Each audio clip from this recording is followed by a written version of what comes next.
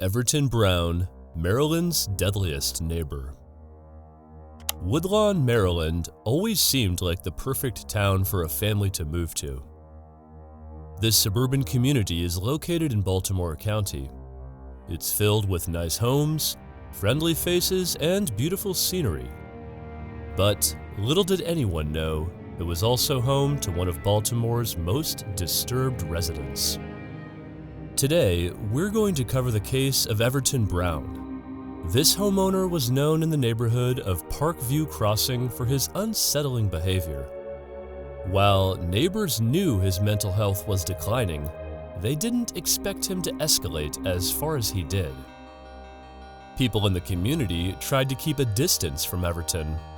However, his paranoia pushed him over the edge. His neighbors were concerned about his behavior, and 3 innocent neighbors became the target of this man's deadly rampage. At first, Everton seemed like a friendly neighbor. He was social with other neighbors and would often invite them over for dinner and drinks. Neighbors commented on how he took a lot of pride in his cooking and always seemed happy to have friends come over. It also seemed like Everton had a good life.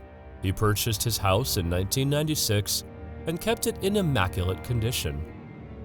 He also seemed to really enjoy taking care of his lawn. Everton also had a job as a commercial truck driver. Neighbors had commented that he was close with his mother. They would see her stop by for visits on a weekly basis. It always seemed like Everton was happy to have his mom come around. As far as his neighbors could tell, Everton had a lot of great qualities. However, they did notice one thing that seemed off-putting. Everton always needed to be in control of the situation. At first, it seemed harmless, as though maybe his control issues stemmed from his pride. However, things took an unexpected turn when a romantic interest of Everton's called off the relationship. He was not going to let this woman get away with rejecting him. Everton threw a boulder through her car windshield to get back at her. The woman ended up calling the police. This made Everton very angry. He hated police officers because he wasn't in control of the situation. When the police came to his house, he lied and denied any involvement in the situation. After they left, he became very vocal and angry. Of course, his neighbors were taken back. This wasn't the man they knew or the man who invited them into his home. This was someone entirely different from the friendly and trustworthy man they had bonded with. They never expected that this was just the straw that broke the camel's back. What came next was a series of eye-opening and startling behavior nobody saw coming. The next strange thing that his neighbors noticed was Everton in the midst of an erratic phone call on his front lawn. They heard him shouting something along the lines of, "I'll get what's coming to me." When one of his neighbors checked in on him to see if everything was all right, Everton confided in him that his employer took money from him. Once again, Everton wasn't in control, making him furious. Naturally, anyone would be upset if their employer was withholding money from them. But most people wouldn't threaten the company they work for. Everton lost money and his job from that phone call. After this incident, neighbors started to notice Everton's behavior change. They knew he had been through a hard time, but his actions were very out of character. He began acting more erratic and paranoid. He had started telling people that the FBI and government were watching him. He also became very particular about his property. He didn't want anyone near it. Everton was always friendly with his next-door neighbor. One afternoon, that neighbor had a few friends over. The visitors parked their vehicles in the driveway and on the side of the road beside his house. When the neighbor's wife returned home, her parking spot was filled, so she took the next available spot on the side of the road closest to her home. But by parking in this exact spot, her car blocked a small section of Everton's driveway. Now, when we say small, we mean barely an inch. If Everton did have to leave his house, he would have had more than enough space to get out of his driveway without coming into contact with her car.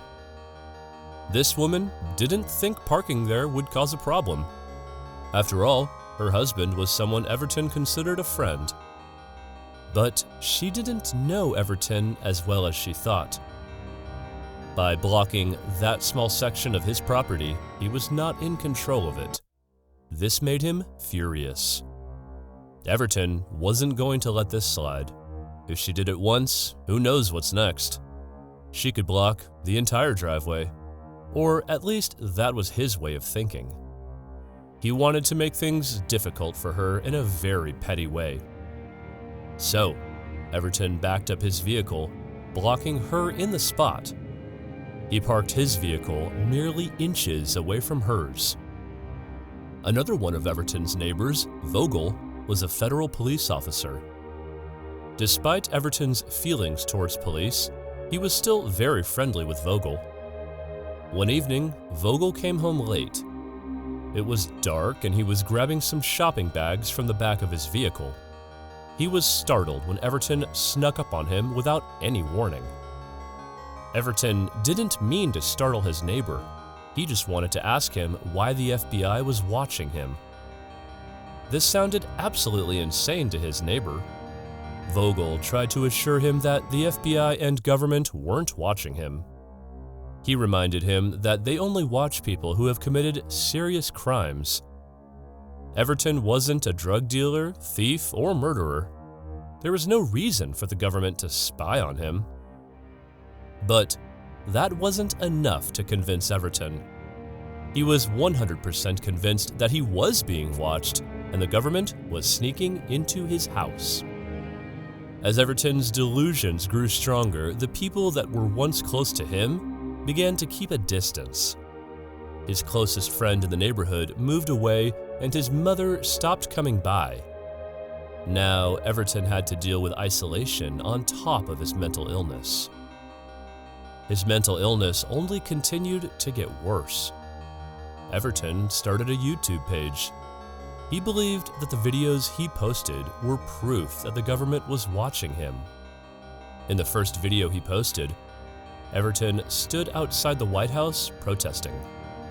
He was wearing a sign that read, "For 2 years, the FBI has violated my home, vehicle, and manipulated my life. Please, no more."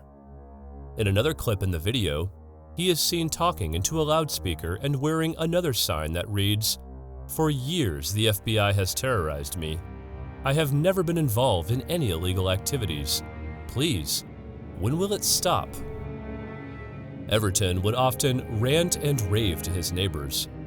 He was paranoid that the government was coming into his house when he wasn't there. He was also paranoid that people in the neighborhood were sent from the government to spy on him.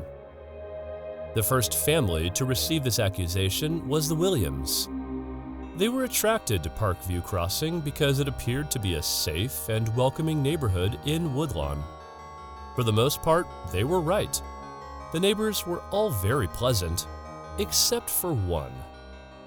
Everton wanted nothing to do with the Williams. He didn't believe that they were just living in that house.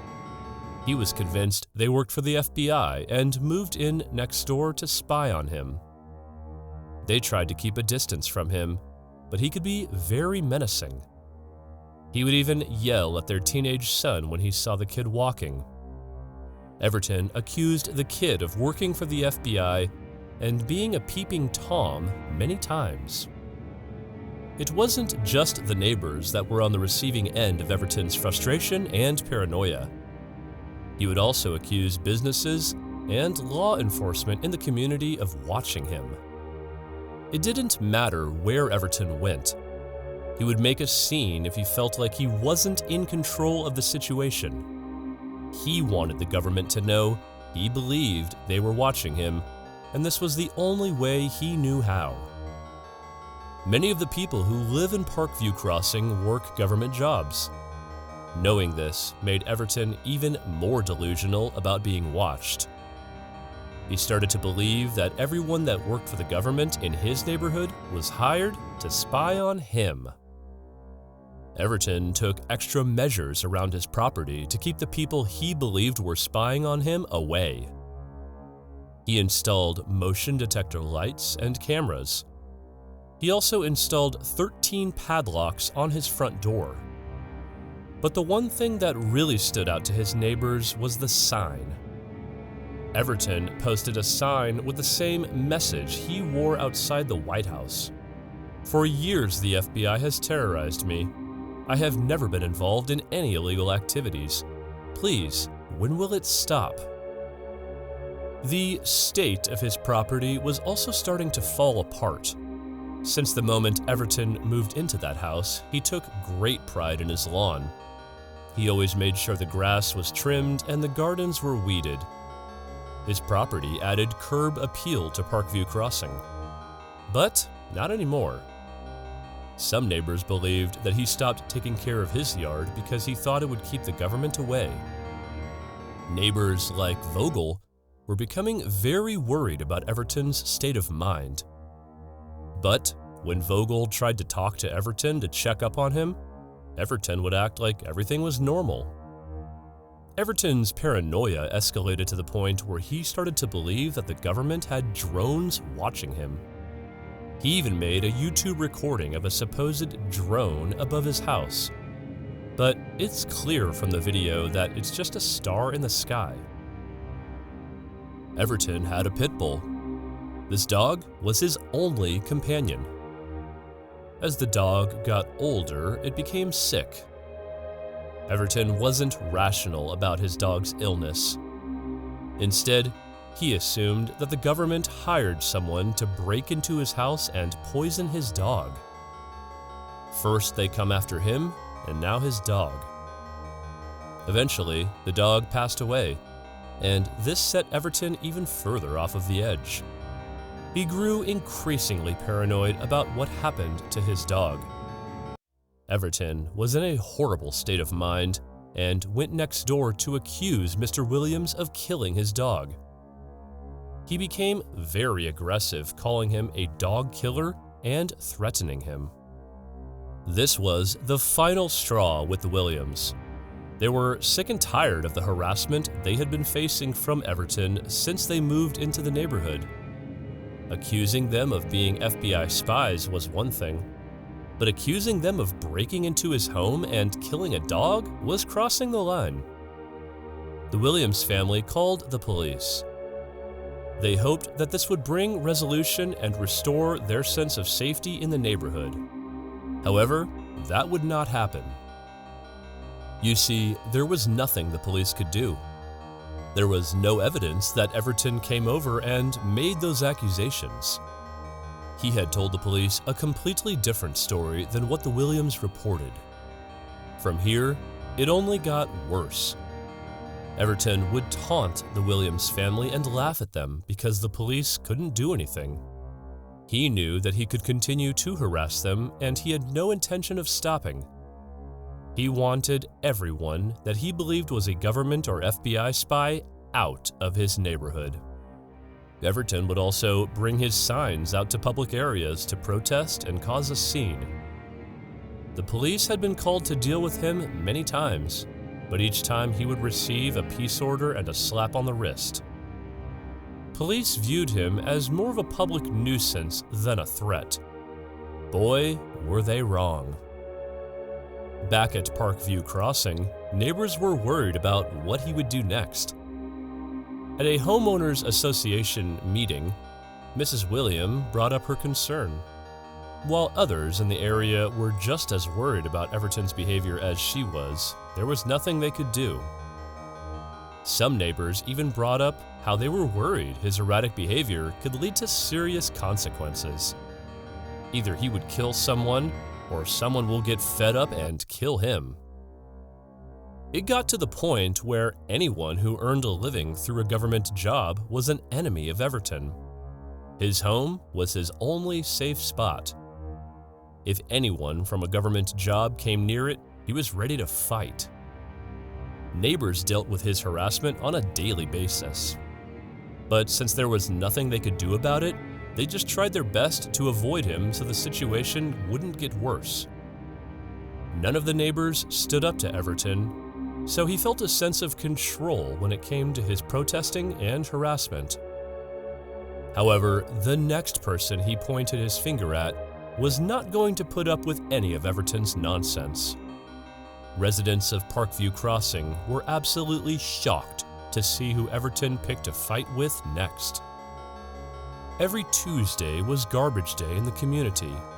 People would put their trash and recycling on the side of the curb to get collected. Like everyone else, Everton put his trash outside. Then he waited for his target to arrive. When the garbage truck arrived, Everton was ready to get vocal about his property. As the garbage man approached his property and picked up the garbage bin, Everton came storming outside with a loudspeaker in hand. He started accusing the garbage man of looking through his trash and recycling. He made a big scene, making sure all the attention in the neighborhood was drawn to him. The garbage man was not the one to mess with. He had a busy route and a tight schedule. There was no time in the mix to deal with someone's irrational delusions, and he was not going to be accused of something so disgusting. This garbage man didn't hold back. He walked directly up to Everton and shoved him onto the ground. Then he continued doing his job. While Everton has caused a lot of scenes around Woodlawn, nobody got physical with him before. It seemed like he was too shocked to react to what the garbage man did, so he didn't bother that man again. But this confrontation did set Everton even further over the edge. He began protesting louder and his neighborhood harassment became stronger. Neighbors knew not to engage with him at this point, no matter how hard he poked at them. In 2021, a new couple, Ismail Quintanilla and Sarah Alicote, and their teenage son moved in across the street from Everton. They were completely unaware of what kind of situation they were about to get into. Everton made a point of letting this family know right away that he didn't want them around. He would curse at them and mutter insults under his breath. His presence made them very uncomfortable, but they did their best to avoid him. But one day when they came home, Everton's vehicle was parked in their driveway. They parked on the side of the street in front of Everton's home. Ismail had intentions of knocking on Everton's door to politely ask him to move his vehicle. Before he could get the chance, Everton came storming out of his house with a loudspeaker harassing the family. Ismail and Sarah were very level-headed people. They didn't want any problems.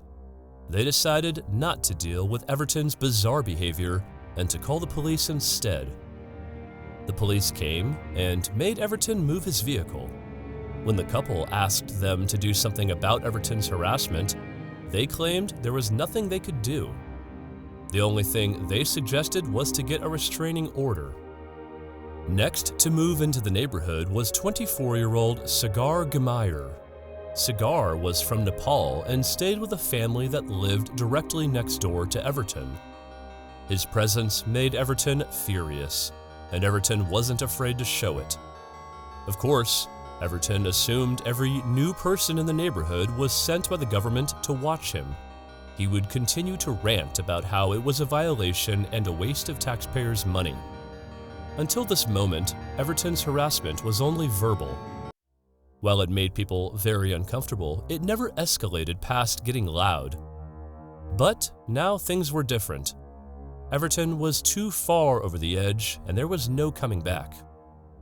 The first incident happened with the Williams' son. He went out one evening, and when he arrived home, he sat in the vehicle listening to music for a while.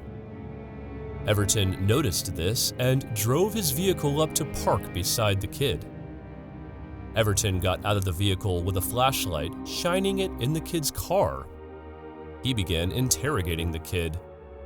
The teenager was tired of Everton's erratic behavior and got out of the car to confront him.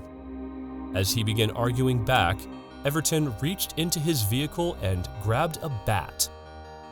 Then he chased the kid with a baseball bat. Luckily, the kid was in better physical shape than Everton and able to outrun him to safety. But this time, the parents weren't having it. They phoned the police immediately, expecting them to actually do something this time. However, Everton was all too familiar with this game. When the police arrived, he lied and told them that the kid hit him. Now, the police couldn't really do anything. There was no physical evidence to show either of the two stories to be correct. When the Williams family asked them to do something about Everton's constant harassment, they were told the same thing as Ismail and Sarah, to get a restraining order. However, a restraining order wouldn't be enough to stop Everton's next plan. On May 8, 2021, the citizens of Parkview Crossing woke up to a nightmare. Early in the morning hours, residents awoke to the sound of an explosion. When they looked outside, all they could see was smoke and debris.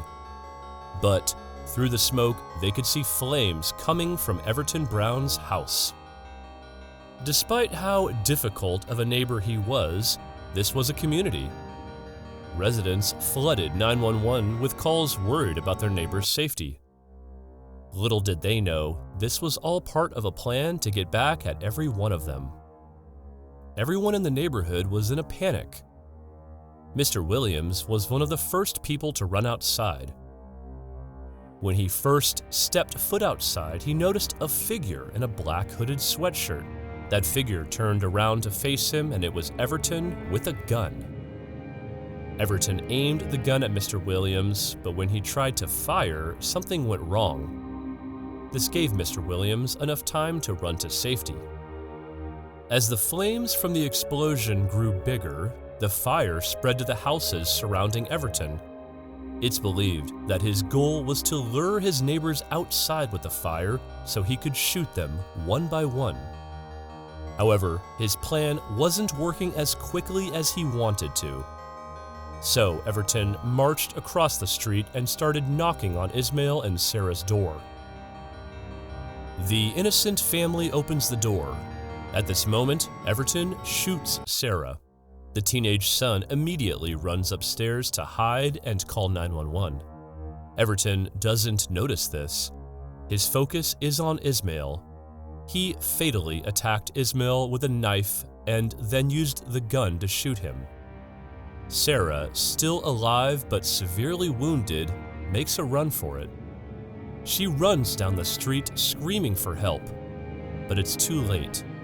Everton tracks her down and shoots her again before anyone could come to her safety.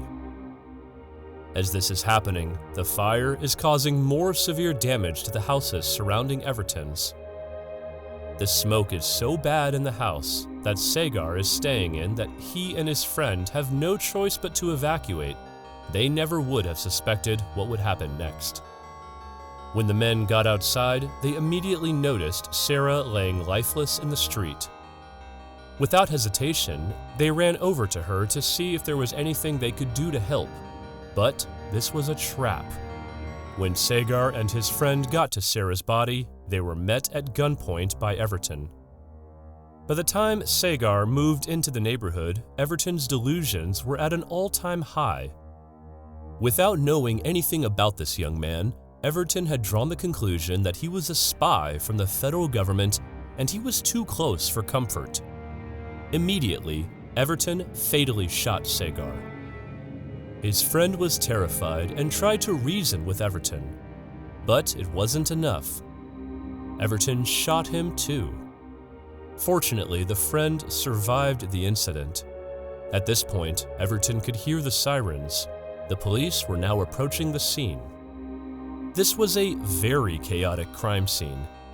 Many police officers showed up to the scene to help catch Everton.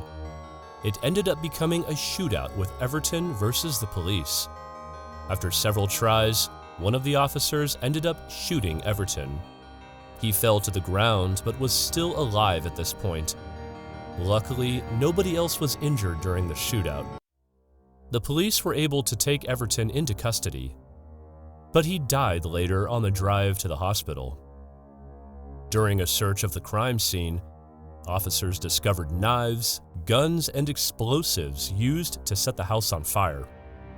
One of the things that was most alarming about this case is that Everton had shown many signs of mental illness and nearly 30 years worth of run-ins with the law. Despite all of this, he was still able to legally obtain a gun.